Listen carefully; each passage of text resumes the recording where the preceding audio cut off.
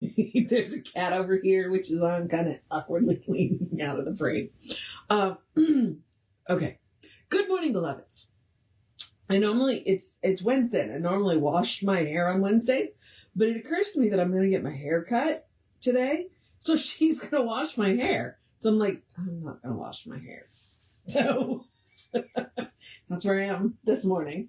And also we had, it rained a bit yesterday. Like it would rain for 5 minutes and the sun would come out. It would rain for 5 minutes. And then last night we had this thunderstorm come through. So we got a significant amount of rain, which is a good thing. And then it was cooler this morning. So, and the high's going to be in the 60s. We're back to normal. Like our highs in January and February are supposed to be in the 60s. I was not aware of that.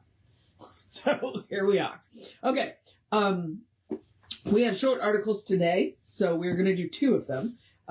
Let's do the housekeeping. And all the housekeeping is me reminding you that we are Creative Life Spiritual Center. Website is creativelife.org. Constant contact email, info@creativelife.org.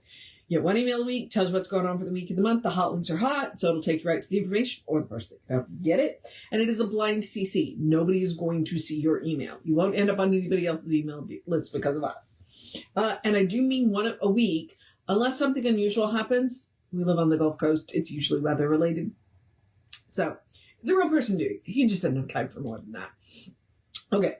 And the social medias. We do not monetize the social medias. Why is that important? We're not giving them money to bump us in the algorithm. So we need you to do that. Go like, subscribe, follow based on which platform you're on, and then engage with the individual posts by reacting to the post, commenting on the post, sharing the post.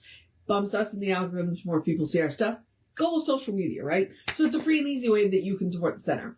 Now, we are Creative Life Spiritual Center or Creative Life Spark, depending on which platform you're on. And I am the running Rev Ryan across all of the platforms that I am on.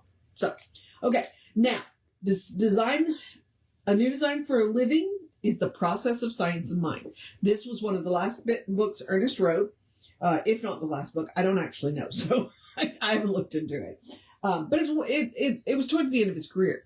And it was, here, let me sit down and tell you how to do this. Because science of mind, we're a religion for government paperwork. We're not really a religion. We're a philosophy. We're a way of life. So Ernest sat down and said, here, this is how you do this. So we are in chapter 7, Discover Yourself, or Discovering Yourself. Which is really important. It's, to do this kind of stuff, you got to know who you are. So we're going to start with you are unique, just like everybody else, which is my favorite way to say that. You are unique. The fact that law is completely impersonal does not mean that we are caught in a trap, caught in a whirl of senseless, blind, automatic activity. Nothing could be further from the truth. Certainly law acts, but not until something moves it into action. This thing which instigates the action rests within our personality and individuality.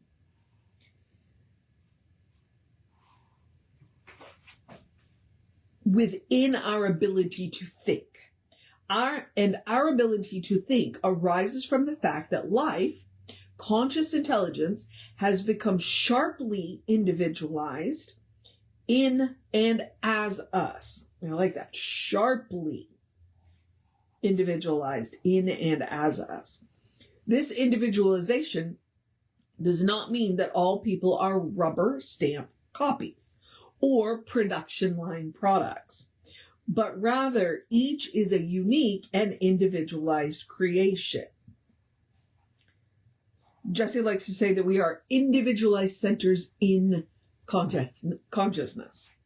No 2 blades of grass are alike, no 2 fingerprints, no 2 of anything are identical. This fact alone teaches us that it is the nature of life forever and uniquely to individualize itself in and through what it creates. So the nature of life is to forever and uniquely individualize itself in and through what it creates. I mean, no two snowflakes are ever alike. Same with people. Even identical twins are slightly different. All right. 2 great realities. Even though life does become uniquely individualized at every point of expression, the expression is always consistent with and in conformity to a basic unity that runs through all things. Fundamentally, we as individuals are never separated from that which created us. Okay, that's really important. This leads to the basic proposition that everyone has access to that which created them. Direct access to the living spirit, which is both personal to them and at the same time surrounds them with universal law, which acts impersonally. These are the 2 great realities of life. Okay? Person and principle. Spirit and law, or the thing and the way it works.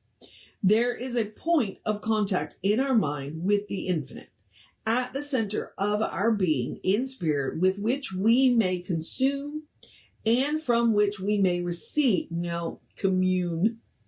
Let me try that sentence again, because it'll make more sense that way.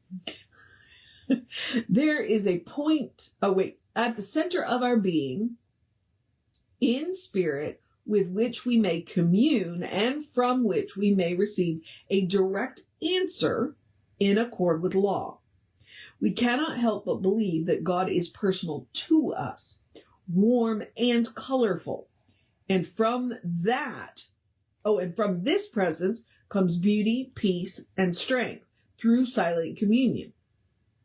The true office of prayer is not so much to make things happen as to realize our relationship with the infinite presence. Kind of like that idea of faith. Faith isn't about what you believe. Faith is your relationship with the divine. He's saying the same thing here. The true idea of prayer is not to get things, but to nurture that relationship with the divine.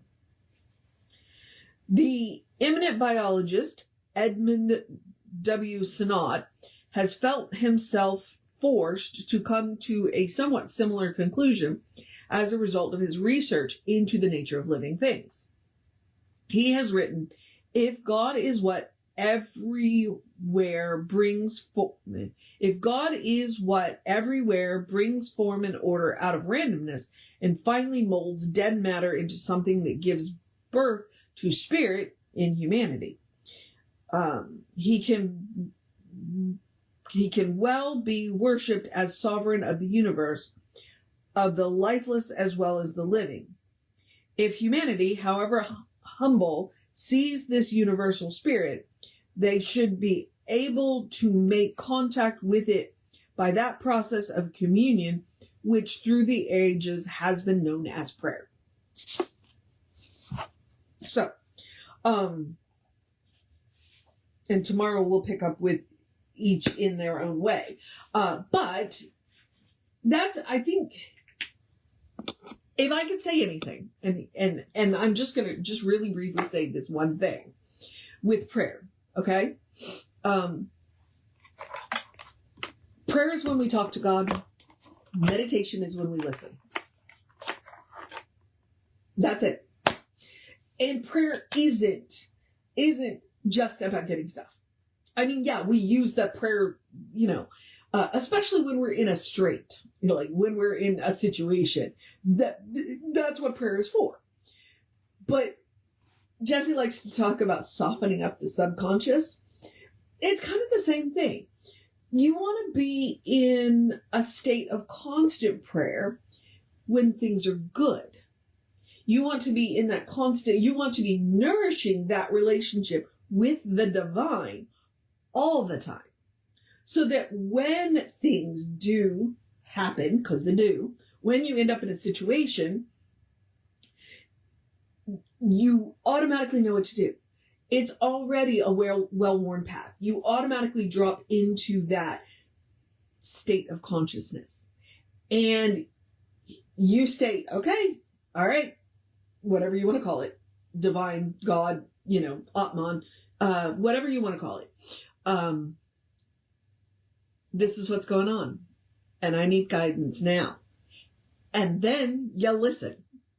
Like I said, prayer is when we talk to God. Meditation is when we listen. All right.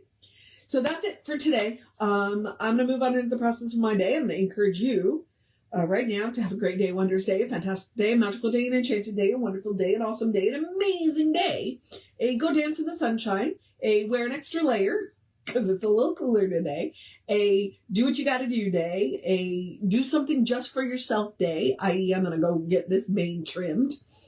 I would say tamed, but I don't think that's possible. So, so like I said, do something just for yourself. Cuddle your fur babies. Yes, I know I woke you up. I'm sorry. Make sure you make time to sit down day, take a break day, do what you got to do day, take care of business day, you got this day, make time to tell a silly joke and have a good laugh day, good day. And if that is too much pressure, because occasionally it is, I understand, simply have a day. You are enough, just as you are. You are a beloved expression of the divine.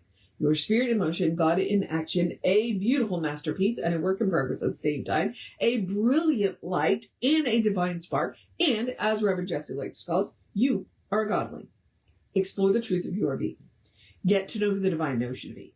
Because the divine knows you to be good. And from there, anything is possible. Anything at all. All right, beloveds. I'm going to move on into the process of my day.